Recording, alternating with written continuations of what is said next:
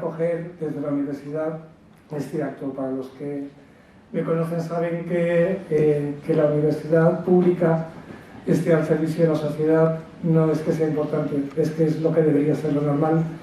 Así que gracias a la Asociación Aranjuez Crea Cultura, gracias a ustedes por estar aquí. Yo lo único que vengo es a decirles que están en su casa y que yo también vengo a disfrutar de la conferencia. Muchas gracias. Pues muchas gracias, Pablo. Gracias a la Universidad Rey Juan Carlos por dedicarnos esta oportunidad y acogernos en este magnífico espacio. Y bueno, pues en nombre de la Asociación Aranjuez Crea Cultura quisiera daros la bienvenida a todos a esta tercera edición de las sesiones. Bueno, este año hay pocos lugares más maravillosos en el mundo que el Museo del Prado. Entonces es para nosotros un gran honor y un privilegio contar con la presencia de don Javier Barón hoy. El currículum de don Javier Barón es muy extenso, así que voy a leer un breve extracto y así pasamos al...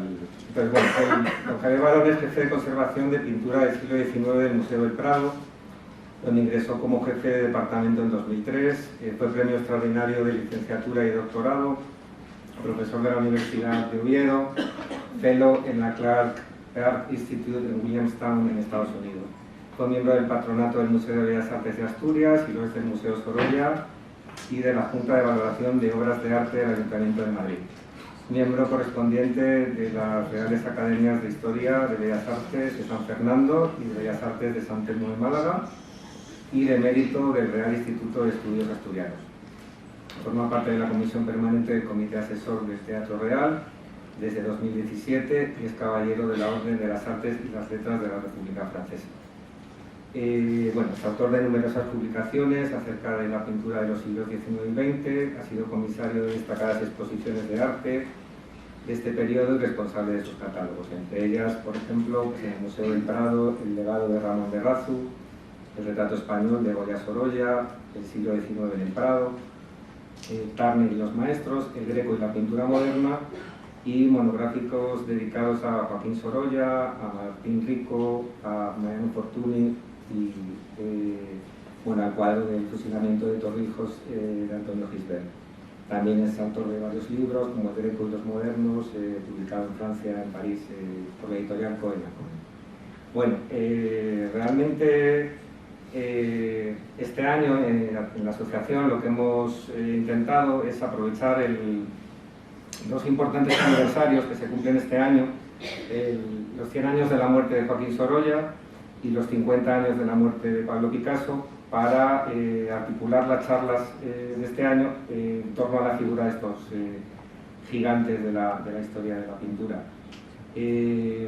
Bueno, don Javier Barón nos va a adentrar hoy en un aspecto un poquito menos conocido de Sorolla, aunque realmente también destacó en él con grandísima maestría, que es el retrato. Sus retratos nos van a ayudar un poco a alejarnos un poquito de la visión de los cuadros levantinos, de los cuadros de playa, y ver un poco a un Sorolla más íntimo, más familiar, pues retratando a su mujer, retratando a su hija, retratando a sus amigos, y también vamos a poder saber quiénes eran esos amigos, generalmente grandes personalidades de la época, grandes intelectuales, y bueno, pues en definitiva ahondar un poco en la figura del genio valenciano. Y pues nada, darles las gracias a todos por estar aquí y al final habrá un turno de preguntas y para el que tenga alguna duda que preguntarle al profesor y bienvenidos y que espero que disfruten.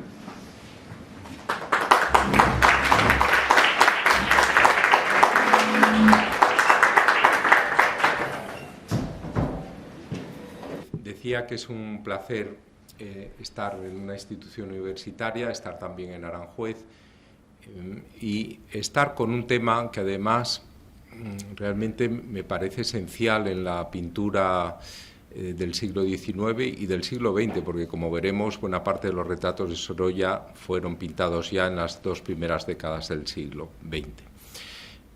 Se trata de una aportación de Sorolla muy relevante, como nos dimos cuenta cuando José Luis Díez y yo hicimos la exposición Sorolla en el Museo del Prado en 2009, la valía de Sorolla como retratista, especialmente en sus retratos masculinos, se colocaba en primerísimo plano justamente al lado de la gran calidad de los cuadros que le dan la fama, los cuadros de las escenas de playa. Pero estos retratos masculinos, como vemos, configuran una visión de la España de su tiempo llena de sentido, llena también de autenticidad, en una aproximación que la técnica tan rápida y tan ajustada de Sorolla para captar el natural en sus escenas de playa le sirve también para captar las fisonomías en unos trazos que a veces son una o dos sesiones y en los que acierta a representar no solo la imagen exterior de la persona, como podría pensarse y como hace otros artistas, sino también su carácter. En este sentido, tengo que decir que ha sido un lugar común contraponer a Sorolla como pintor de la superficie o pintor de lo fácil o pintor de lo aparentemente accidental frente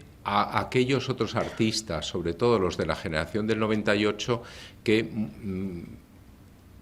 aparentemente más conscientes de lo que querían, hacen una visión más profunda, supuestamente más profunda, de las personalidades a las que retratan, ¿no? Es el caso de Ignacio Zuloaga, es el caso también de Juan de Echevarría.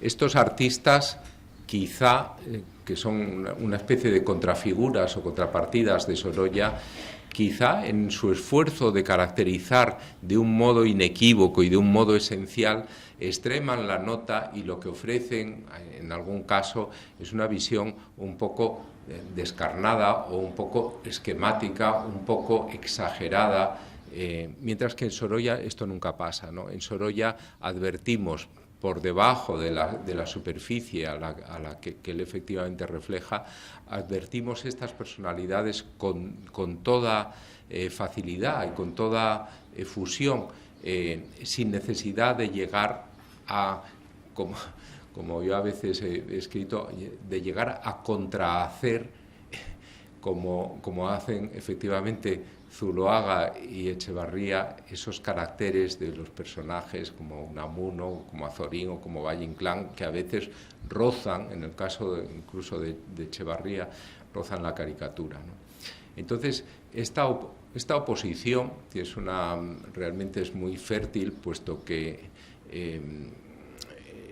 se le puede dar la vuelta al revés con toda facilidad. Después de la muerte de Sorolla parecía que los verdaderamente modernos eran Zuloaga y Echevarría.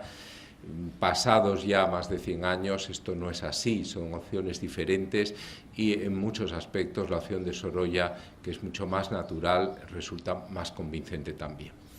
¿Por qué el Museo del Prado ha dedicado una exposición a los retratos de Sorolla en sus colecciones? Pues porque, por un lado, esa valía o esa calidad les hacía merecedores de una revisión reuniéndolos todos ellos. Y en segundo lugar, porque además son 18 de las 23 obras que el Prado conserva de este artista.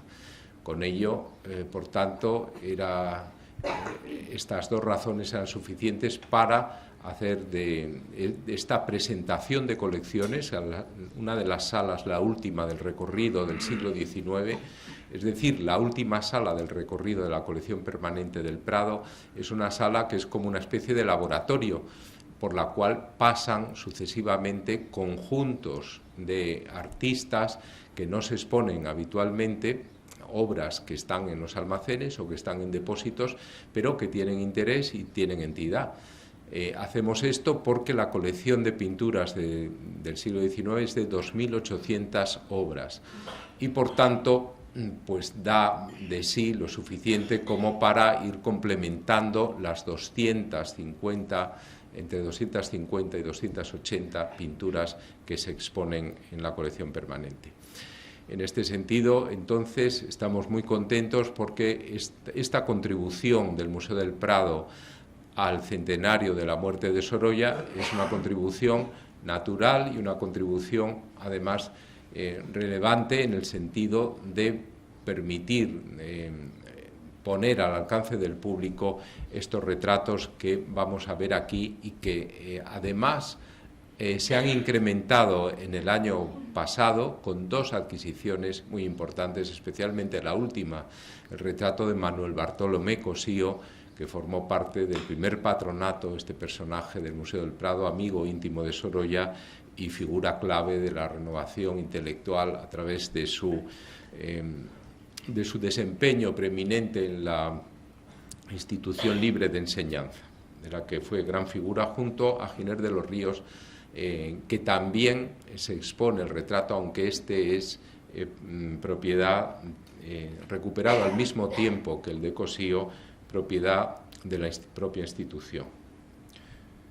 Vamos a empezar con otro institucionista. Como veremos, Sorolla es un caso muy particular de pintor. Es un pintor que no es en sí mismo culto, no tiene una gran formación, y en este caso podemos buscar paralelos con Goya y con Picasso, pero igual que ellos tiene una poderosísima intuición para ver lo que es realmente relevante, y en el campo de la cultura pasa lo mismo, ¿no? Goya se hace amigo de los ilustrados, que eran los grandes renovadores, es amigo de Jovellanos, es amigo de Ceán Bermúdez, es amigo de Saavedra, en fin, pinta. La gran galería de retratos de Goya es la gran galería de los retratos de los ilustrados españoles.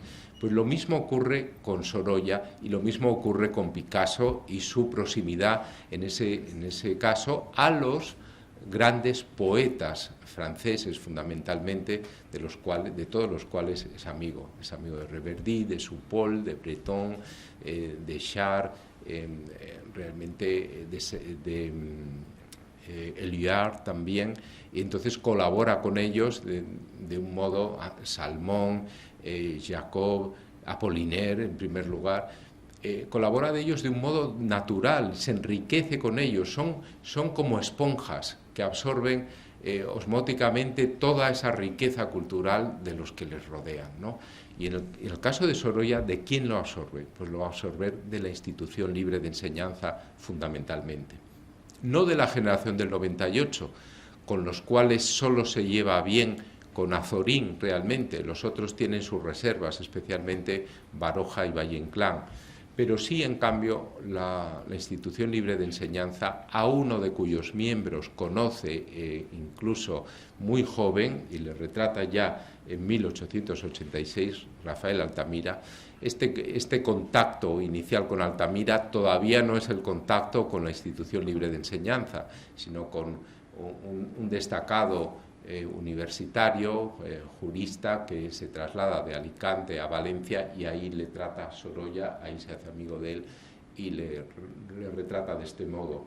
Luego va a coincidir con él cuando vaya en 1902, 3 y 4 a San Esteban de Pravia a pintar, porque allí veranea el propio Rafael Altamira, y va a tener una amistad muy próxima hasta el punto de que años después, como veremos aquí, le va a retratar en 1913 para la iconoteca de la Hispanic Society de América, de Nueva York.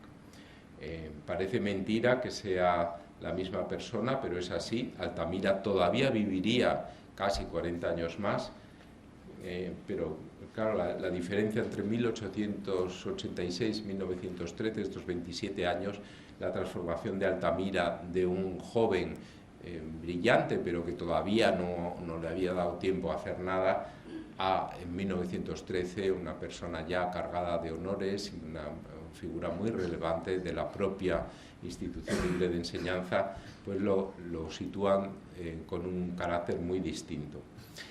Efectivamente, aquí se trata de una aproximación, como vemos,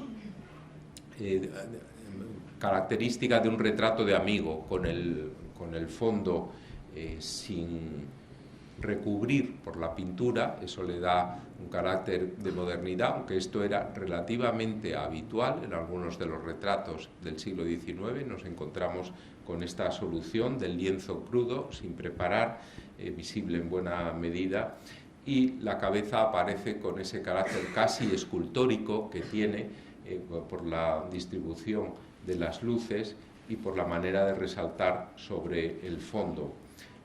Se trata además de un retrato en el que Sorolla parece anticiparse en esa mirada patricia dirigida a lo lejos que nos presenta Altamira, a la verdadera relevancia que este gran intelectual va a adquirir a partir de los años del cambio del siglo. Va a ser una figura que se propuso varias veces para premio Nobel desde España, y bueno, estuvo muy bien situado para ello, y una figura además muy reconocida internacionalmente, miembro del Tribunal de La Haya, un gran vínculo con la Universidad Ibero-Hispanoamericana. Recorrió toda América durante un año dando conferencias y fue una pieza clave en el establecimiento de relaciones sólidas entre las repúblicas americanas y España. Ven también cómo la sobriedad característica de Sorolla en el retrato masculino se muestra sobre todo por las elecciones cromáticas, ¿no? Por una parte son colores muy sobrios, siempre es sobrio la vestimenta masculina a diferencia de la femenina, pero además, como vemos, el fondo lo es, ¿no? Por otra parte, también en las composiciones el artista intenta centrar, intenta buscar lo esencial y no distraer, aunque veremos que hay algunos excursus de Sorolla por otro tipo de retratos, sobre todo cuando habilita un formato horizontal, como veremos, que le permiten dar idea también de aspectos relacionados con la personalidad del retratado. Por otra parte, no debemos olvidar que la gran tradición pictórica española es una tradición que ve en el género del retrato quizá la manifestación más preclara y más genuina del talento y de la capacidad de lo español por aprehender lo individual. Esto es algo característico de lo español y esto es algo que aparece en los grandes pintores españoles, pero también aparece en los escritores, la capacidad para el retrato. En los pintores españoles, todos los grandes pintores españoles, el Greco, Velázquez, Goya, en el Picasso, por citar cuatro cimas, todos ellos son los cuatro grandes retratistas. Pero además, en el siglo XIX, ya en el ámbito de esta centuria, después de Goya, tenemos a pintores como Federico de Madrazo, magnífico retratista, Eduardo Rosales, también un buen retratista, y Joaquín Sorolla, excelente también retratista, luego Zuloaga lo es, desde luego. De tal manera que la continuidad de la tradición retratística española es un hecho. Y además Sorolla es muy consciente de ello, como lo es Picasso también, o como lo es Zuloaga. ¿Por qué? Porque se forman en buena medida en el Museo del Prado, visitando las colecciones del Prado y copiando algunos de los maestros españoles, como es el Greco, de cuyo retrato de Jerónimo Ceballos hace una copia Sorolla, y Velázquez, que es el artista más copiado. Copiar entonces significa estudiar a fondo, estudiar en profundidad, aprehender los recursos estilísticos del artista al que se copia, y esto lo hace Rosales, lo hace Fortuny, lo hace también Sorolla y lo hace Zuloaga, ¿no? Entonces, esa capacidad que tienen los grandes artistas españoles del pasado por captar con naturalidad, aparentemente sin esfuerzo, pero en el fondo con una gran maestría, las personalidades de aquellos a quienes representan, esto que no es nada fácil, realmente solo hay otra escuela pictórica en la que destaque tanto esa capacidad por la captación individual, que es la escuela británica, ¿no? De la obsesión de los británicos por lo individual les llevó a formar la National Portrait Gallery, ¿no? Y les llevó además a que los grandes pintores, tanto los extranjeros que iban allí, como Holbein o como Van Dyck, fueran retratistas, sino también su propia escuela en el siglo XVIII es una escuela fundamentalmente retratista. Pero en el caso de los españoles, además, lo es de un modo enormemente pictórico, con una, como vemos, ejecución enormemente suelta. Es cierto que es un retrato de amigo, por tanto, es un retrato de alguien que lo va a apreciar, porque además Altamira es aficionado al arte, sabe ver el arte y tiene escritos sobre arte. Y en este sentido, esas pinceladas amplias que deja en la parte inferior, como por ejemplo aquí, para centrar el cuadro, no le molestan nada, pero también en el fondo, que tiene una ejecución más empastada, son pinceladas igualmente sueltas también. En cambio, este otro retrato que hace en 1913 representa a Altamira sentado como vemos, en un sillón con su muceta, con toda esa dignidad jerárquica que le hace mucho menos natural que el anterior. Es un caso un poco excepcional y lo traía a modo de contrapunto, porque Sorolla no suele preferir este tipo de representaciones. Suele utilizar, incluso para personajes destacadísimos como Ramón y Cajal o como Echegaray, que había recibido el premio Nobel, unas poses mucho más desenvueltas, mucho más fluidas y naturales, ¿no? Y en este caso, en cambio, no lo hace, ¿no? Se trataba de mostrar Altamira para una institución americana como una gran figura del americanismo también, ¿no? Y como vemos, le presenta con esta condición en un retrato que se puede ver en la Hispanic Society, pero que normalmente no se pide nunca prestado. Por ejemplo, las exposiciones que hizo el Prado con los retratos de la Hispanic no figuró por esa mayor dependencia de modelos muy centrados en la tradición retratística más convencional, podríamos decir, ¿no? Otro retrato de amigo y de pintor, en este caso, es el que hace del paisajista Juan Espina y Capo. Espina le va a pintar en 1892, justo cuando el propio Juan Espinas es el delegado para formar la aportación española a la Exposición Universal de Chicago de 1893. Espina es el delegado para esta exposición, cuenta con un equipo asesor en el que están Sorolla, está Beruete, para elegir las obras que van a representar el envío español, que como siempre es demasiado numeroso.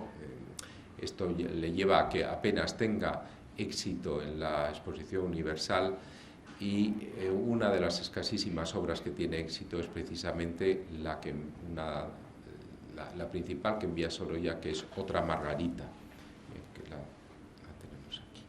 Este cuadro, en 1892, que es adquirido y por eso está ahora en San Luis, donde realmente es la primera aportación que hace Sorolla a la pintura de temática social, una aportación enormemente relevante y enormemente valiosa, puesto que refleja muy bien esta especie de traumatismo de la joven, que además es prisionera después de haber abortado. Por eso Otra Margarita, como la Margarita de Fausto. Pues Espina apoyó a Sorolla, se preocupó porque sus obras estuvieran bien presentadas, y hubo sobre todo una relación entre los dos en las reuniones que tuvieron para llevar a cabo, a partir de la Exposición Internacional de 1892, seleccionar las obras más relevantes. Esta exposición sirvió de campo de pruebas para que los miembros del comité de selección pudieran hacer su tarea. En este caso, Espina aparece aquí también como un pintor como vemos, tratado como tal. Ven cómo la desenvoltura del fondo, en donde la pincelada es enormemente suelta, no es habitual en los retratos de la época, pero sí, en cambio, decimos nosotros, o lo vemos, es un retrato característico de pintor por esto. Este retrato está ahora incluido en la colección permanente del museo, puesto que forma parte de la sala 62A, configurada por retratos y autorretratos de artistas, que en la reinstalación de las colecciones del siglo XIX es quizá la sala de la que más contento puedo estar, puesto que es un homenaje del Prado a los artistas.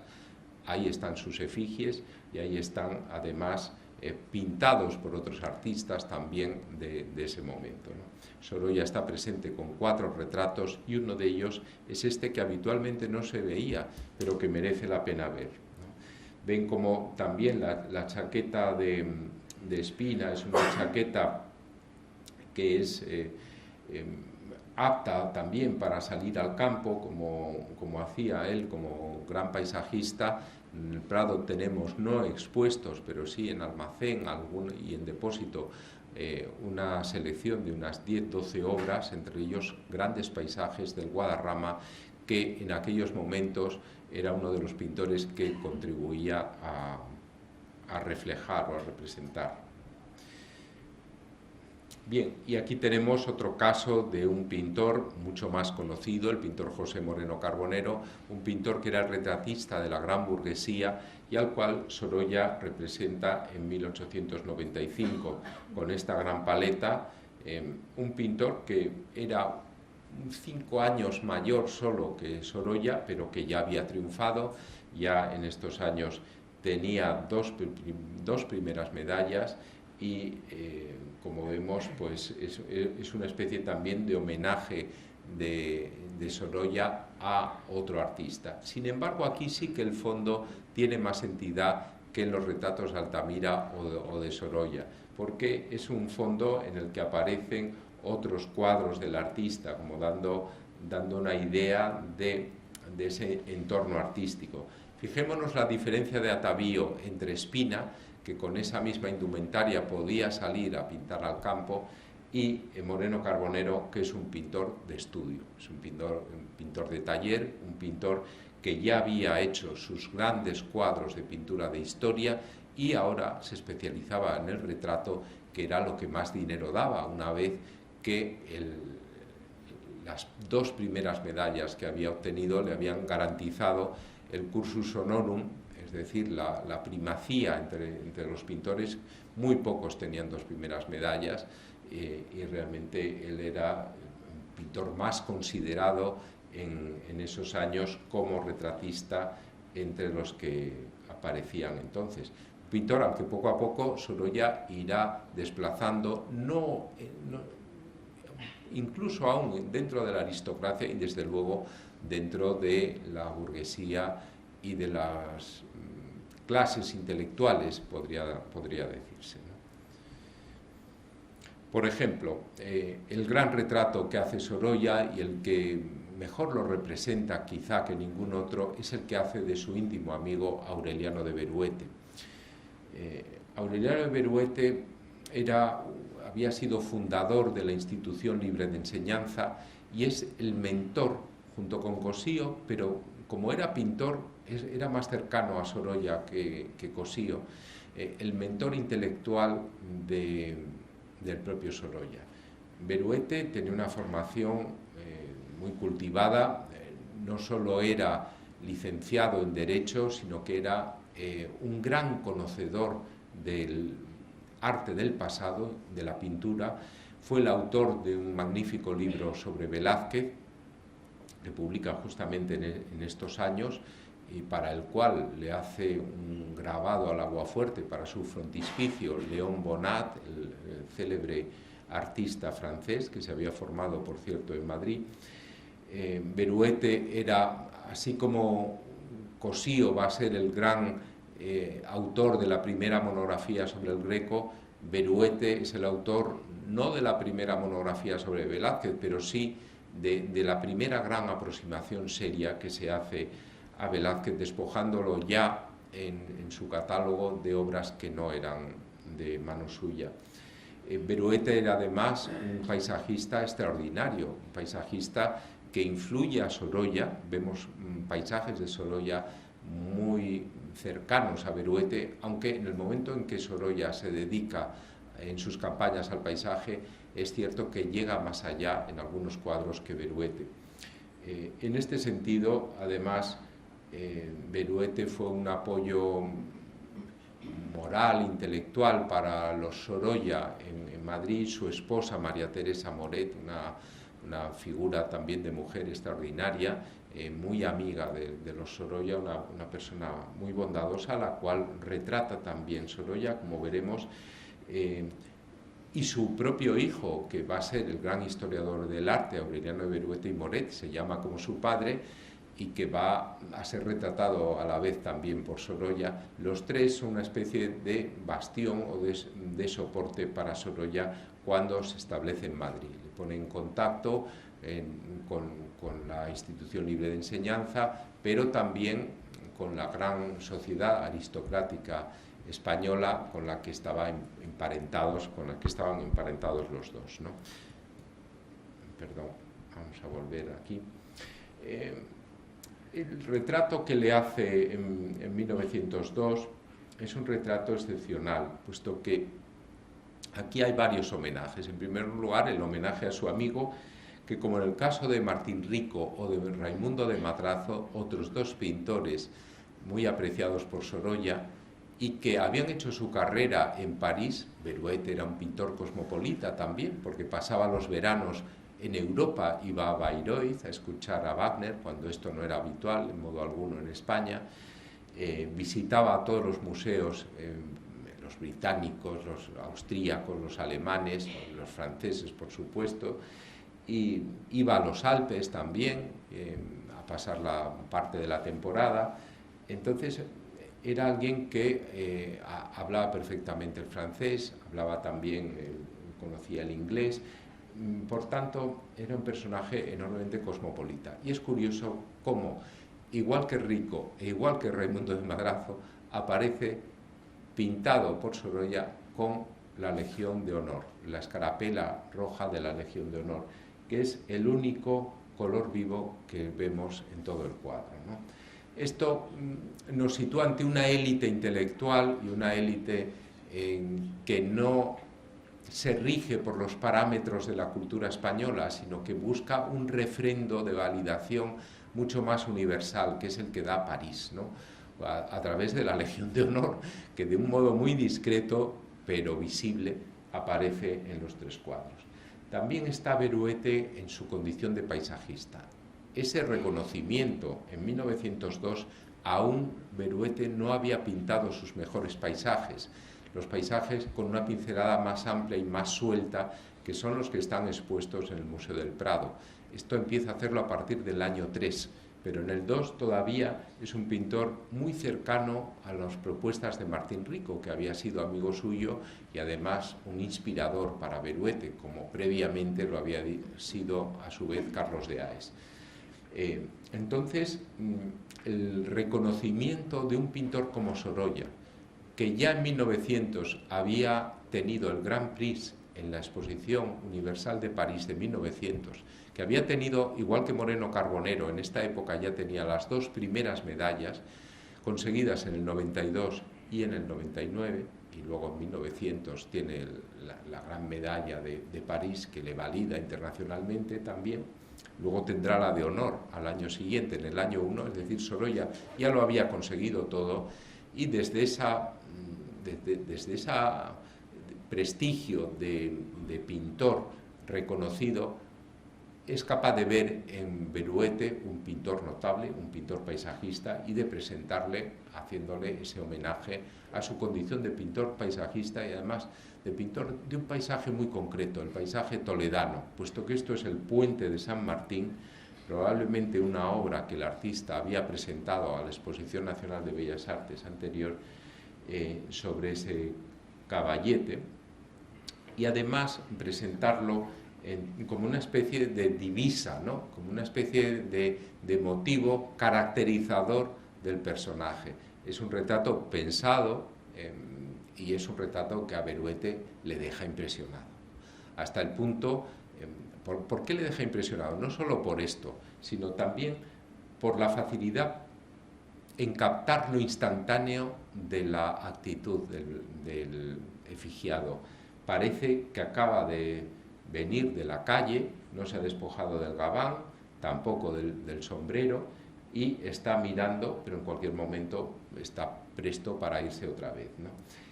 Esa instantaneidad o esa circunstancialidad, que en el fondo es una especie de quinta esencia de la vida misma, puesto que la vida no es estable, estamos moviéndonos en todo momento y estamos en transición hacia algo. Esto que supo captar Velázquez, y eso Beruete lo sabía muy bien porque ya había hecho el libro, realmente conocía muy bien a Velázquez, pues esto lo capta también Sorolla.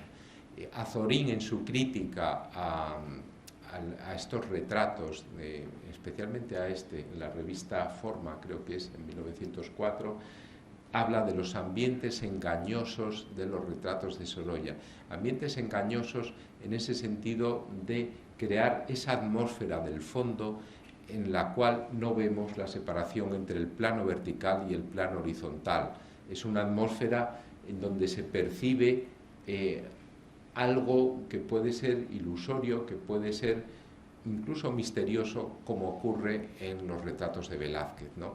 Y como ocurre evidentemente en aquellos retratos de Goya que están mirando a Velázquez, o en los de Sorolla que están mirando también a Velázquez, como es el caso. Otro tercer homenaje a de Sorolla a Velázquez es la valoración de los grises, como vemos, y de los negros. No hay negros iguales ni hay grises iguales aquí. Vemos los guantes, el sombrero, la cinta, en fin, no enumero todas las prendas de vestir, pero si nos fijamos, cada una tiene su matiz, y es un matiz diferente, ¿no? Todo ello es, como digo, una tercera característica velazqueña al lado de la instantaneidad y al lado de ese espacio ambiguo que pues es otra especie de homenaje oculto que hace a Beruete como gran conocedor de Velázquez el propio Sorolla, que después va a utilizar una y otra vez la lección de las meninas, ¿no? También sobre todo en sus cuadros de retratos de grupo. Por otro lado, ven también la parte más atezada del rostro en relación con la cabeza normalmente cubierta por el sombrero, con el que se protege del sol cuando va a pintar como paisajista al aire libre.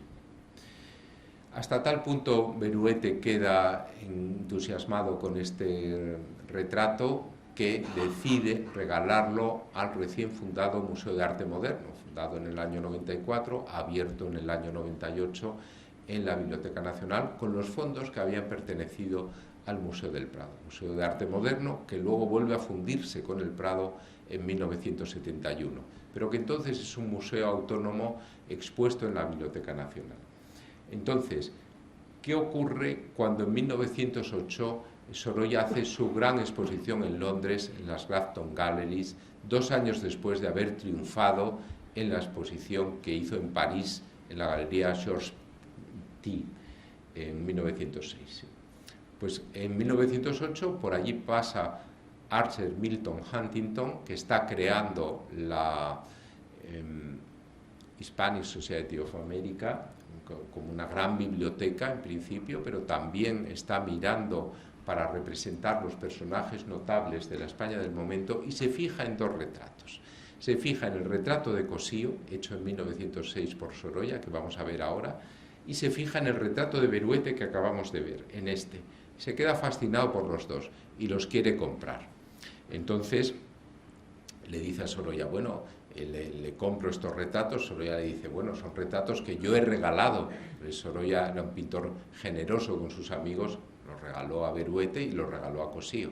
Y entonces Beruete le dice, no, pínteme usted una copia o pínteme otro, pero ese retrato es muy característico de un momento concreto, el año 2, y en esto Beruete acierta, porque Sorolla en el año 8 pinta de otra manera, ¿no? Y lo destino, como usted sabe, al Museo de Arte Moderno, o sea que no disponga de este retrato. Cosío, en cambio, va a decir que sí. Entonces, lo que hace Sorolla es pintar a Beruete nuevamente para la Hispanic Society, que es un magnífico retrato también. Fíjense que vuelve a estar la Legión de Honor, aquí más visible todavía. Es un retrato importante, notable, bueno, pero no es el retrato anterior, ¿no? El retrato anterior, con esa colusión o con esa síntesis de referencias de toda clase, no aparece aquí. Aquí hay un retrato muchísimo más sobrio, una pincelada segurísima, muy amplia, con una armonización además más difícil en esos tonos ocres claros, verdosos, junto con los grises. Un retrato aparentemente es menos interesante de lo que realmente es, ¿no? Es un retrato interesantísimo también, quizá no tanto como el primero, pero con todo el desempeño de Sorolla es magnífico. Aquí, como ven, está presente también en la parte inferior el recurso que hace para la iconoteca de españoles ilustres, que es colocar los nombres y las fechas en una franja que habilita en la parte inferior, ¿no? Para que no necesiten cartelas, para que se vea bien, ¿no? Es un recurso de Sorolla que unifica la mayor parte de los retratos de la Hispanic. Bien, entre tanto, el artista hace también el retrato del hijo de Beruete, que se llama como él, lo que provoca no pocas confusiones a los historiadores, pero es distinto, evidentemente. Beruete y Moret va a ser historiador como su padre, pero va a publicar más. En esto, cuando pinta esta obra, además está redactando un libro sobre la pintura española del siglo XIX, elementos nacionales y extranjeros que han influido en ella, que se publicará mucho después póstumamente, pero que lo termina en 1903 y en donde ya habla de Sorolla como un pintor excepcional, ¿no? Entonces, Sorolla, aquí, fíjense el formato mucho más estrecho y alargado, un formato a la moda que nos presenta a una figura estilizada, una figura muy bien vestida. El padre está muy bien vestido también, pero en el hijo hay un alarde de elegancia, con el sombrero de copa y no flexible como el del padre, con los guantes de cabritilla y con el bastón, ¿no? Fíjense también la ligera inclinación, que es algo que hace Sorolla muy a menudo para dar dinamismo y dar veracidad instantánea también a sus cuadros. No aparece, puesto que en el del padre es una verticalidad bien plantada, mientras que en el del hijo, como vemos, esa visión dinámica es muy interesante, con un fondo también que se percibe mejor en el cuadro que en la imagen, como vemos. También el propio artista se autorretrata. Esto nos falta en el Museo del Prado. No tenemos ningún autorretrato de Sorolla, pero sí tenemos su efigie gracias a una reciente donación anónima de distintas fotografías de Sorolla, 3 fotografías de Sorolla, una de ellas por Franzen, magnífica, que se unen a la que ya teníamos por la donación en Yacuría de la familia Pla. Entonces sí tenemos su efigie, pero no tenemos ningún autorretrato entre los que hace, y entre ellos, fíjense, que es también enormemente interesante. Aquí habilita ese formato horizontal que les decía, que va a permitir colocar objetos representativos de la condición profesional del efigiado, en este caso el propio pintor, aunque sin detenerse en ellos.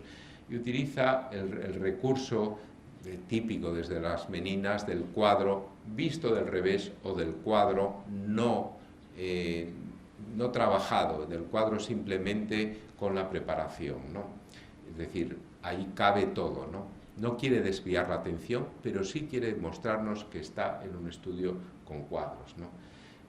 Recuerden el autorretrato de Poussin del Louvre, en donde están también los cuadros al fondo, y el propio Regoyos se autorretrata con los cuadros vueltos del revés, salvo uno también al fondo en estos años. También Sorolla aborda el retrato infantil, como los grandes retratistas. Es el retrato más difícil de todos, puesto que no están fijados en el niño los rasgos caracteriológicos que se fijan en el hombre ya. Pero con todo, pues, y un poco a la manera de dos artistas valencianos que Sorolla admira en su primera época, en la que estamos. Este es el retrato más antiguo de la colección del museo, 1892. Esos dos artistas son Emilio Sala e Ignacio Pinazo, que para él son referencias valiosas de dos aproximaciones también a una pintura luminosa, una pintura desenvuelta en la ejecución y una pintura de cromatismo claro. Esas tres características son las que influyen sobre todo desde Sala a Sorolla, puesto que esta obra está más cercana a Sala, aunque Pinazo es también maravilloso pintor de niños, como vemos, ¿no? Y este retrato de niños lo vemos en Mis hijos, una obra del Museo Sorolla, 1904, una obra que tenía estos problemas que estamos viendo aquí y que pudimos restaurar en el Museo del Prado, puesto que algún restaurador anterior, en su esfuerzo un poco desaconsejable, por decirlo, de sacar todo, pues sacó estas imágenes que efectivamente estaban en la radiografía, pero incluso ven a Clotilde aquí, en la parte inferior derecha, pero esto no debe hacerlo un restaurador, porque el restaurador debe ser fiel a lo que el artista decide como última versión del cuadro, si no se empiezan a crear ahí anomalías, ¿no? Y en vez de tener 3 hijos tiene 4, y bueno, él al final decide prescindir de la mujer porque a la mujer la va a retratar al margen, y este es el retrato de Mis hijos, ¿no? Efectivamente, que es como se ve en el museo. Bueno, aquí también la lección velazqueña está muy clara, ¿no? Los espacios engañosos, también las figuras en grises, pero introduce los rojos para separarse de Velázquez, aunque Velázquez utiliza también los rojos, pero son otros rojos de carácter distinto, no estos rojos tan vivos, ligeramente ácidos como los vemos aquí, ¿no? Bueno. El retrato de Francisco Acebal es el de otro institucionista, un gran novelista, crítico también de arte, muy certero, no conocido en la medida en la que debería, es secretario de la Junta para Ampliación de Estudios, en la que Sorolla también participa, y entre los dos hacen los informes para las pensiones de arte, aunque Acebal, pues bueno, el prestigio de Sorolla es inmenso, aunque no es el mejor informante quizá, o sus informes pues no tienen el carácter que tenían los de Acebal, y contribuye Acebal pues a recoger las ideas de Sorolla y a plasmarlas. Y aquí tienen también otro rasgo de intelectual muy afín, ¿no? Fíjense cómo la mirada de Acebal está clavada en los ojos del espectador, es decir, en los ojos de Sorolla, cómo se inclina muchísimo, aquí hay una diagonal casi en esta representación, y cómo al fondo pues estamos viendo un cuadro, o más, no un espejo, sino un cuadro, y estamos viendo también una resolución enormemente suelta, ¿no? Enormemente abstraída, no hay, como veremos en otros retratos, no hay esa definición mayor en los fondos. Este es un retrato que dudamos muchos incluirlo en la exposición del Prado de 1909, finalmente reunimos algunos extraordinarios y entonces no podíamos ir a más, pero es un retrato que debería estar en cualquier elenco de retratos de Sorolla que reúna más de 4 o 5 docenas. Otro del Prado es este de el hijo de Jacinto Octavio Picón, que había sido vicepresidente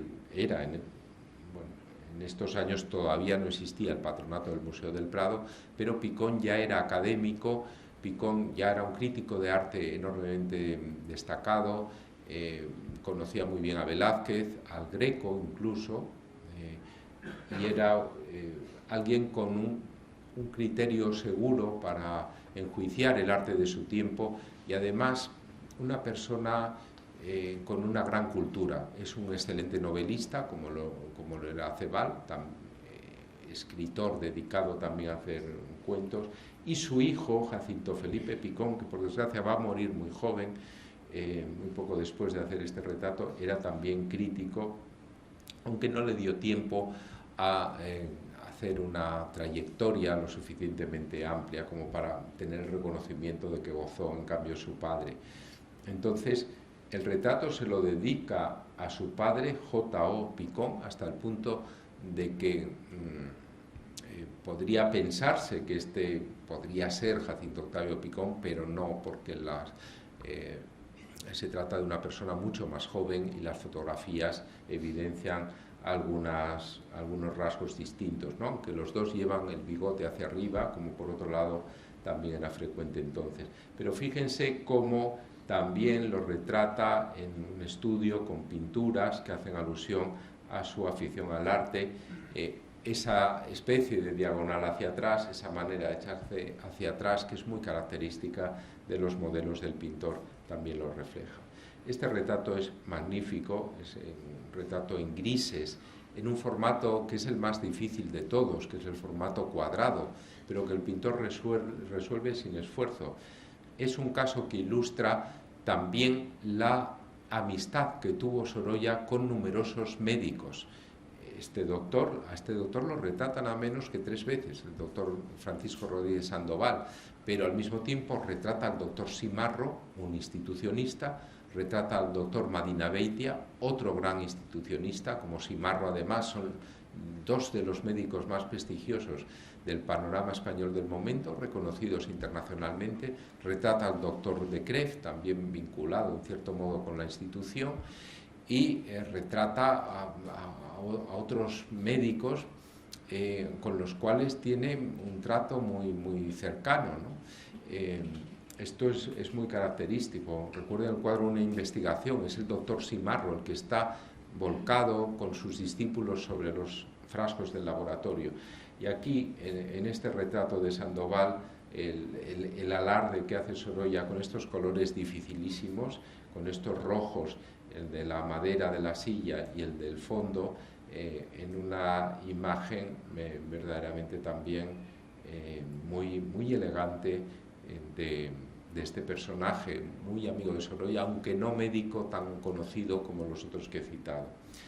Otro pintor paisajista, el paisajista Antonio Gomar, es representado por Sorolla en la colección del Prado, está también en esa sala que les he dicho de retratos y autorretratos de artistas, y aquí tienen, pues con las notas de color, también cómo se nos representa esa personalidad afable, directa, simpática y cálida del paisajista Gomar, ¿no? Que está fumando. Esto aparece en algunos de los retratos de Sorolla, en el de Echegaray, en el de Asterio Mañanós, que está el de Echegaray del Banco de España, el de Asterio Mañanós del Museo de Bilbao y este del Prado. Recuerden el magnífico retrato de Mallarmé por Manet, que está fumando también un cigarro puro, ¿no? ¿Qué es lo que nos muestra esto? La instantaneidad, una vez más, la evanescencia, el tiempo que fluye, pero no con una mirada como en el siglo de oro de reflexión acerca de lo impermanente de la vida, ¿no? Sino como una transposición directa de la propia vida, ¿no? Aquí no hay reflexión moral alguna, simplemente Gomar estaba fumando y así lo representa el pintor, sin más, no hay más reflexión para nada, y de eso se beneficia también el retrato, de ese carácter tan instantáneo, ¿no? Que también la mirada sonriente de Gomar nos muestra. El pintor Raimundo de Madrazo, con la Legión de Honor, en este retrato de la Hispanic, fíjense, está en sus jardines de Versalles, ya había triunfado. Sorolla le gustaba la buena pintura de Madrazo, aunque en estos momentos Raimundo de Madrazo estaba en decadencia. No había conseguido nada en la Exposición Universal de París, a la que concurrió en busca de una primera medalla, dado que él vivía en París desde el año 1862, es decir, llevaba 38 años viviendo en París. En esta época ya estaba en Versalles, se había casado con María Hahn, la hermana de Reinaldo Hahn, el amigo íntimo de Proust, y estaba pues felizmente retirado, podría decirse, pintaba cada vez menos, ¿no? Entonces le pinta como un bon vivant realmente, ¿no? en ese jardín de su casa, con esa luz filtrada y con ese rostro un poco melancólico, un poco envejecido, pero con una simpatía también muy notable. Aquí ven una obra también, una fotografía también de ese mismo momento de Raimundo de Madrazo. Y Ramón y Cajal, el investigador más reconocido, recordemos que también hizo un retrato del gran Torres Quevedo, uno de los renovadores de la ingeniería y de la técnica, un magnífico inventor, no todo lo conocido que debía. Ramón y Cajal obtiene el premio Nobel y realmente ya es un investigador reconocidísimo, sobre todo a partir de su teoría sobre las neuronas. Y en el fondo ven una neurona, ¿no? Esta es una de las neuronas que el propio Cajal dibujaba con un gran acierto, son unos dibujos magníficos. Y aquí ven cómo en este tipo de retrato horizontal que les decía, pues están los libros, pero está también la caracterización como fisiólogo de Cajal, ¿no? Envuelto en una especie también de capa que le da una prestancia extraordinaria, es como una figura casi escultórica, ¿no? Los retratos escultóricos a veces tienen esta pose. Bien. Otro retrato horizontal del Prado, en este caso, de otro médico, el doctor de Crève, muy amigo del artista y resuelto, como vemos, a la prima, con un fondo mucho más sumario que los otros, ¿no? También una mirada muy sonriente. Y este gesto del codo, como ven, le hace expandirse a la figura y le hace ocupar ese espacio inesperado que la habilitación de ese formato horizontal procura. En este sentido, son muy raros los formatos tan apaisados. Apaisados se emplean para paisaje, pero no para retrato, ¿no? Pero Sorolla es capaz de llenarlos de nuevas maneras, ¿no? Con nuevas poses y con un sentido renovador del mismo género del retrato, que le coloca, por tanto, en una posición preeminente dentro de la retratística española del momento, y aún habría que decir de la retratística europea, puesto que en este retrato de gran mundo en el que lucha con Sargent, aunque son amigos, por esa preeminencia de los encargos, tanto en París como en Londres, como desde luego especialmente después en los Estados Unidos, Sorolla no sale perdiendo en el paralelo con Sargent. Este de Martín Rico, adquirido por el Prado el año pasado, con la Legión de Honor, como vemos, con ese desenfado de Rico. Se refería, cuando Monet fue a ver el Prado, Beruet en una carta a Sorolla le dice: ha estado aquí Monet, es un roble bien plantado en toda su vejez, me recuerda mucho a Rico, es como Martín Rico, ¿no? Y Monet fue también por esos años, un poco antes creo. Rico solo viviría 2 años más, pero realmente estaba en plena forma, como vemos en 1906. Se había casado en 1900 en segundas nupcias, después de la muerte de su primera mujer, y había tenido su hija, y eso le había dado también el impulso de seguir pintando para dejar en buena posición, puesto que él ya tenía sus años. Entonces él había nacido en el año 33, por tanto tenía 67 años, ¿no?, cuando se casó en segundas nupcias. Y este es el famoso retrato de Cosío, que es esta fecha no es real, es de 1906, pero se expone en 1908 y es uno de los que Huntington quiere comprar. Y Cosío, al contrario que Beruete, en una carta le dice a Sorolla: sí, vaya en buena hora mi retrato a codearse con los Velázquez y los Grecos de esa biblioteca que quiere formar este señor en Estados Unidos, ¿no? No cabe mejor compañía. O sea que le deja las manos libres para que venda el retrato. El retrato naturalmente lo cobra Sorolla, pero después le reintegra otro retrato. Y en el segundo retrato, este es el primero, fíjense que Cossío aparece con un libro como investigador, también como renovador también de la pedagogía española, con los nuevos criterios de la Institución Libre de Enseñanza. Y fíjense que lo que aparece al fondo es el caballero de la mano en el pecho. Y en el retrato que le hace después, y que estaba fuera de España y que desde la Guerra Civil, y que hemos logrado recuperar después de varios intentos infructuosos de traerlo primero a la exposición de Sorolla en 2009, después a la exposición El Greco y la pintura moderna en 2014. Pues yo estuve hablando con la propietaria de ese cuadro, que era entonces la baronesa von Humboldt, segunda esposa de Jiménez Frau, del hijo de Jiménez Frau, y pues había una interdicción para prestarlo porque esos cuadros habían salido de la Institución Libre de Enseñanza donde estaban los dos, porque eran de Cossío, pero como no tenía un sentido de la propiedad muy acusado los miembros de la Institución Libre de Enseñanza, pues estaban allí en ese lugar, y ahí estaban los cuadros, ahí estaban sus cosas, pero en fin, los cuadros se llevaron cuando la Guerra Civil a Oxford, luego viajaron a París y allí estaban.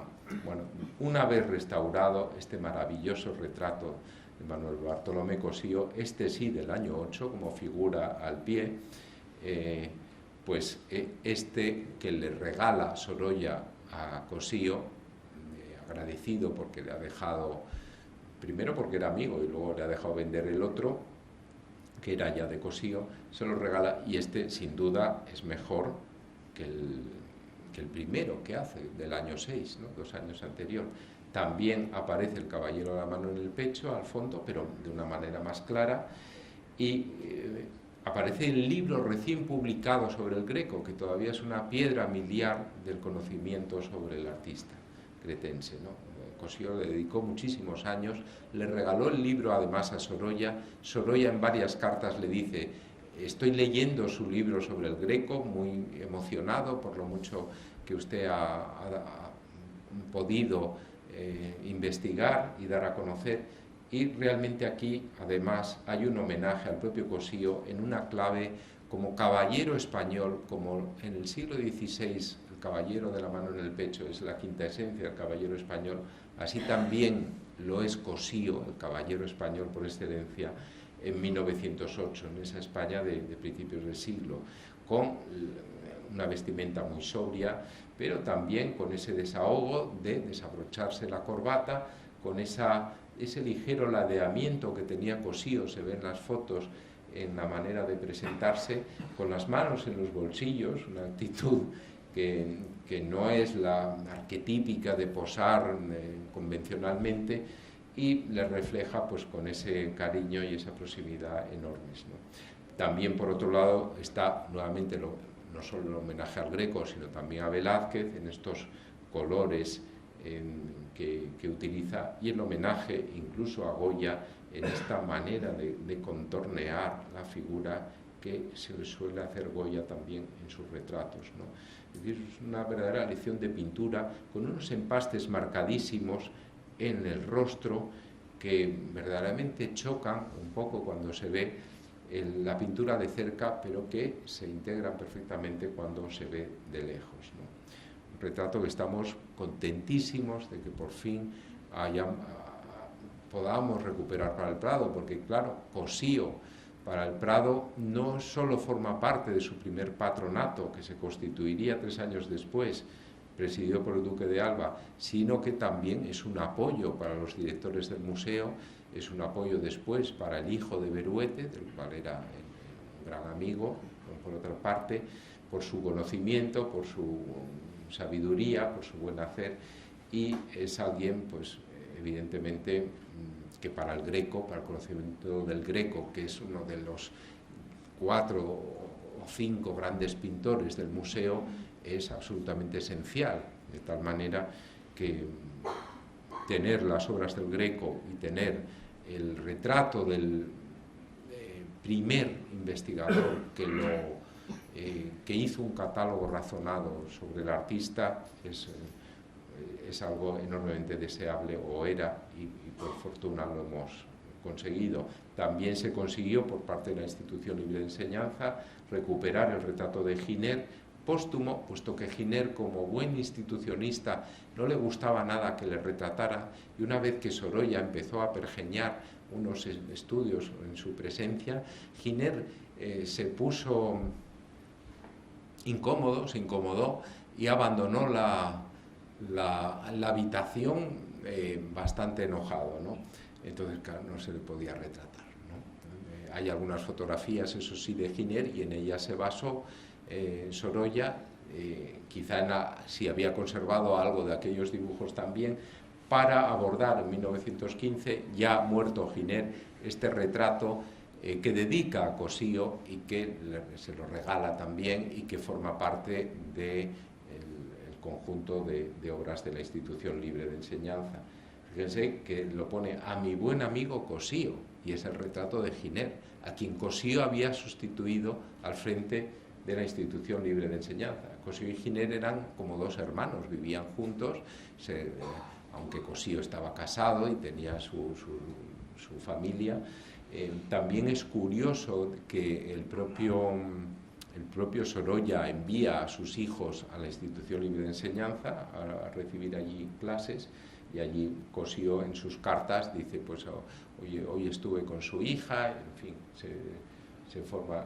Es un retrato hecho en una sesión, probablemente, una pintura mucho más suelta que la de Cossío, no tiene esos empastes, y también con esa inclinación de cabeza que solía ser habitual en Cossío. Formato horizontal, como ven. Este es un retrato un poco distinto que hace Sorolla en 1909. Voy a ir terminando ya. En Estados Unidos, cuando estoy diplomático, se lo encarga, y también vemos cómo Sorolla va evolucionando, como advertíamos en el retrato segundo de Aureliano de Beruete, en esos tonos verdosos, amarillentos, limón del fondo, que son muy interesantes, con unas pinceladas enormemente sueltas. Luego, evidentemente, el personaje aparece con todas sus condecoraciones y con un sentido que no era el más convincente para Sorolla, pero en estos retratos de pago Sorolla debía ajustarse a lo que le pedía el personaje retratado. Brevemente ya, los retratos de mujeres son también muy interesantes, menos que los de los hombres. ¿Por qué? Porque entre las mujeres difícilmente se reúne una representación intelectual equiparable, hay que decirlo así, por desgracia ahora esto no sería así, pero en ese momento sí lo era. Pero entre las figuras más destacadas está María Teresa Moret, que unía a su condición de esposa de su amigo íntimo el de ser también amiga íntima de Clotilde y del propio Sorolla, y de ser además una dama de la familia de los Remisa, unos coleccionistas, Gaspar de Remisa, coleccionista extraordinario, emparentados también con los Moret, y era una figura que, siendo de la gran aristocracia española, no tenía ningún prurito de figurar con ostentación, ¿no? O socialmente. De hecho, pues había estado penetrada también por los ideales de la Institución Libre de Enseñanza, reacios, evidentemente, a toda esterilidad de ostentación o de pompa o de vanidad. Y la representa Sorolla magníficamente. Es el primero de los 3 retratos de la familia. El del marido es del año 2, pero primero pinta a María Teresa Moret, un retrato extraordinario, un homenaje a Velázquez y a Goya, por esa manera de barrer con la pincelada, con muy poco pigmento, hace estos barridos que dejan ver la preparación clara al fondo y que dan una extraordinaria vibración luminosa en esta parte de la composición, ¿no? Es un retrato que al mismo tiempo la cabeza parece perfectamente acabada, como vemos, no como en el retrato de Altamira, sino es un retrato perfectamente acabado, y la figura además aparece, además de la elegancia de su toilette, está aquí el revestimiento de pieles que tiene, ¿no? Retrato que también se presenta de 3/4 como el de su marido, retrato elegantísimo, y el mejor de los retratos femeninos que hizo Sorolla, así como el de su marido, puede, pero este es el mejor, el de su marido entre los masculinos, ¿no? Bien, este no tiene nada que ver, es una Beruete también, porque es la hermana de Aureliano de Beruete, la condesa de Muriro, viuda entonces, pero aquí hay muchas más concesiones a esa estética del gran mundo, ¿no? Como podemos ver, tanto en su atavío como en una mayor superficialidad en la mirada.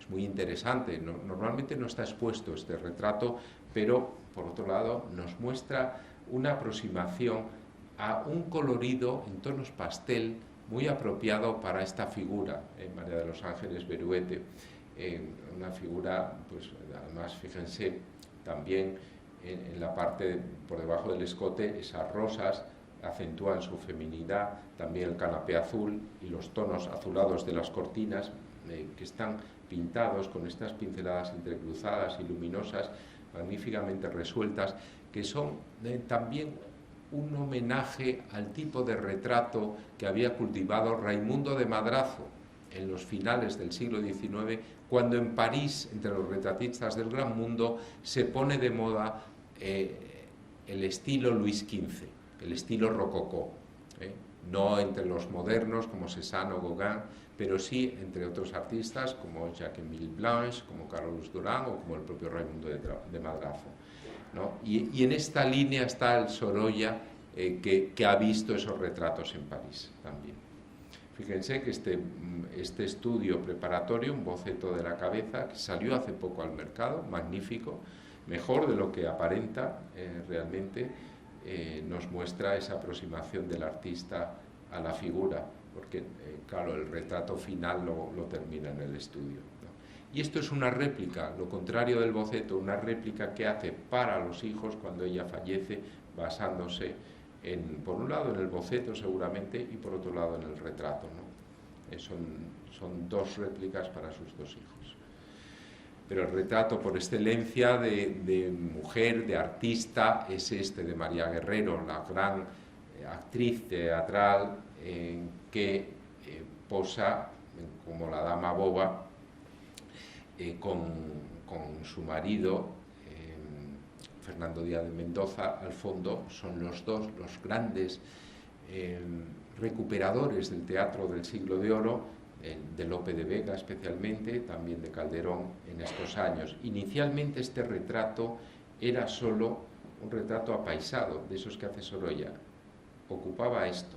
Aquí ven la costura y aquí ven, por otro lado, la otra costura. Un retrato horizontal, pero luego Sorolla se da cuenta de la proyección y de la importancia que tiene como figura clave de la vida española cultural del momento María Guerrero, y además le dice en una carta: te voy a pintar como tú debes estar y como deberías estar para figurar en el Museo del Prado, que es donde debería estar tu retrato. Y efectivamente, inspirándose directamente en Velázquez, aquí tienen cómo era el retrato, en esta imagen en blanco y negro original, y ahí tienen la doble adición que hace Sorolla, incluyendo además también al marido, cosa de agradecer en estos tiempos, cosa de agradecer, el marido en un discreto segundo plano, aunque era un actorazo impresionante, ¿no? Díaz de Mendoza, ¿no? Pero claro, la gran protagonista es ella. Y el modelo, aquí vemos unos de sus trajes. Ella además vivía al lado de Sorolla cuando hace este retrato no vive Sorolla en su chalet definitivo, que es el de Martínez Campos, donde está el Museo Sorolla hoy, ¿no? Pero sí vivía muy cerca en Miguel Ángel, ¿no? Y le prestaba, María Guerrero le prestaba algunos de sus trajes para sus estudios de la visión de España, de los paneles para la Hispanic Society. Y aquí tienen el modelo, evidentemente. Entonces se consideraba esta obra de Velázquez, ahora sabemos que es de su yerno, Martínez del Mazo, pero es una obra clarísimamente velazqueña. Entonces todos los recursos están aquí presentes, variados naturalmente, puesto que Sorolla no copia ya, no necesita en absoluto copiar, pero sí que es un homenaje en clave velazqueña, ¿no? Y aquí ven cómo también otra clave velazqueña basada en ese mismo retrato la emplea para otra niña, María Figueroa, vestida de menina. Era muy frecuente el vestir a los niños a la manera de Velázquez a lo largo de todo el siglo. Ya Lenza lo hace en los años 30 y Sorolla y Moreno Carbonero lo hacen también. El cuadro este queda inacabado y puesto que hay un problema, dado que Moreno Carbonero recibe simultáneamente el encargo del padre de la niña, que luego va a ser el duque de Tovar, y realmente eso probablemente molestase a Sorolla, que abandona el retrato al ver que Moreno Carbonero va a hacer este retrato tan acabado a la manera velazqueña, como ven, ¿no? Entonces es muy interesante porque tener un retrato inacabado de Sorolla también nos da idea de cómo trabaja. Primero centra perfectamente la cara, la trabaja más, pero el contorno está también perfectamente definido mediante estas pinceladas larguísimas. Chorrea la pintura, aquí vemos algunas chorreaduras si se acercan al cuadro, y luego pues el fondo está entonado en estos tonos granates que probablemente hubieran resultado espectaculares, ¿no? Tal y como está, el cuadro es muy elocuente. Todo esto es la preparación blanca, todo esto está hecho a la prima en una sola sesión y quizá con más sesiones en el corpiño y desde luego en el rostro, ¿no? El cuadro está ahora en una exposición en Barcelona, El siglo del retrato en el Prado, donde es una de las 3 retratos de Sorolla que pasaron de esta exposición del museo a esta exposición de Barcelona, que va a ser itinerante por la Caixa.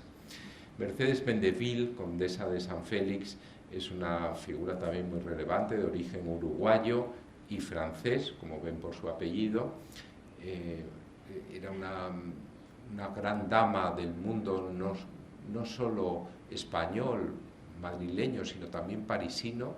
Por ejemplo, Charles Fruchy, un gran escritor que había tratado de arte, por ejemplo, había hecho una monografía de Paul Baudry, le escribe a Sorolla diciendo que tiene que retratar a esta mujer, que ya verá qué ingenio, qué esprit, dice, tiene, y efectivamente la retrata en el estudio de Sorolla en el invierno siguiente, y lo hace con una extraordinaria sensualidad. Fijémonos la sensualidad de 1906, evidentemente. Entonces era muy frecuente en esa época el sombreado de los ojos, marcando una franja por debajo. Esto se ve incluso en los retratos no solo de los pintores de esta generación, sino de los pintores como Van Dongen, ya relacionados con la vanguardia, con el arte fauve.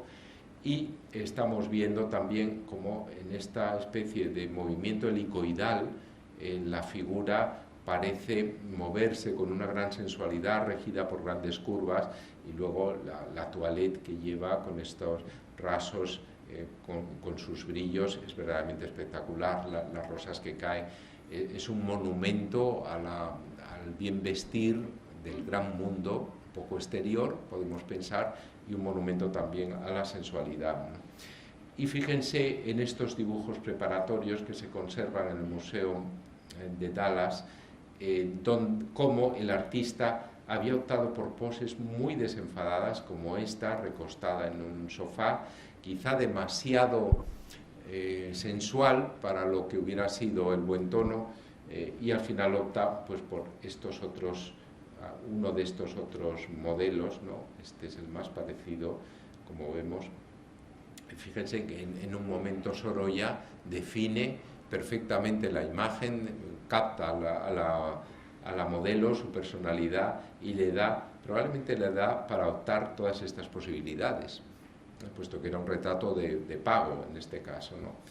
y bueno, acaba acertando. A mí es un retrato que me gusta mucho, a pesar de que otra adición con la costura siempre provoca problemas de iluminación. Estas son las armas del conde de San Félix, su marido. Y termino ya con el último retrato que entró por donación de Gerstenmayer. Es el retrato más tardío, de 1913, magnífico también. Es otro de los grandes retratos femeninos que hace Sorolla, y en unas cartas, él está en París cuando lo pinta, Ella Seligman es la esposa de este anticuario, Jacques Seligman. Al principio no lo hace muy a gusto porque había retratado ya a su marido, pero su marido, en vez de pagarle en dinero, le paga con una talla medieval, cosa que bueno, a Sorolla no, que necesitaba entonces el dinero porque estaba construyendo su casa en el Paseo del Obelisco, donde ahora está Martínez Campos. Pues le hubiera venido mejor, y entonces dudaba si iba a cobrar o no este otro retrato. Finalmente lo hace. Fíjense la silla gótica del respaldo, también una alusión a la condición anticuaria de su marido, pero cuando escribe a Clotilde después de la primera sesión dice: estoy muy contento, es una señora elegante, natural, no tiene las miquerías, dice, de Mico, las miquerías de la mayor parte de las mujeres que había tenido que retratar y que sufrir, ¿no? Póngame así, póngame así, tal. Y al mismo tiempo nos presenta también una sensualidad, como ven en el traje, con uno de los hombros descubierto, la presenta de 3/4, una figura de personalidad, como vemos, ahí muy marcada, y es un retrato magnífico que estamos también encantados de que haya entrado en estos últimos años. Entraron 3 excelentes retratos, y con esta especie de canto también de Sorolla a un ideal femenino que tiene siempre. Sorolla es alguien muy sensual. Los retratos de su mujer, no he traído ninguno, algunos de ellos son muy sensuales también, y nos muestra esa capacidad, coartada a veces por la intrusión de algunas de sus modelos en cómo querían aparecer, pues en cambio esta no tiene ese prurito, y el resultado, claro, es óptimo, igual que el de María Teresa Moret, ¿no? Entonces Sorolla también aquí vierte en buena medida su personalidad de gran retratista, igual que en sus retratos del grupo, de los cuales el Prado no tiene ejemplos, ¿no? Me he fijado sobre todo en la colección del museo para comparar con otros ejemplos también. Pues con este repaso a través de los 18 cuadros del museo y algunos más relacionados termino aquí, y les agradezco su paciencia y su atención. Muchas gracias.